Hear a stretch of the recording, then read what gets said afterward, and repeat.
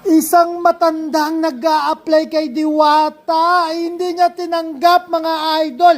Anong masasabi nyo? Comment na kung tama ba ang ginawa ni Diwata sa matanda. Ito na yun! Bibigyan siya ng blessing ni Diwata. Oh. May schedule tayo. Anong schedule mo mamaya sa PGH, tatay? Tayo, sana makatulong sa'yo. Kahit pagkain mo yan, pamatahin mo. Actually, maawa ko sa'yo. Unang-unang, ingat ka na, may sakit ka pa pala. So, hindi na talaga pwede dito kasi mahirap yung trabaho dito sa akin.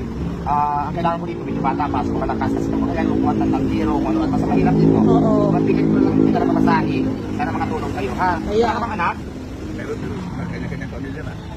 Ano lang, siguro tayo, kung wag ka na maghanap ng trabaho, ang nakita kong pwede mong pagkakitaan, may matinda ka na lang sa kalsada, mga sigarilyo, soft drinks. So, hindi mabigat yun. So, mangingin ka na lang sa mga anak ko siguro ng puhunan para, kasi si Diwata, hindi pa naman tayo mayaman. Para Yes. tulungan ko lahat, kasi sobrang dami nang humingi ng tulong sa akin sa buong buhay na. Oo. Nagsisimula Ako, pa lang. tumulong,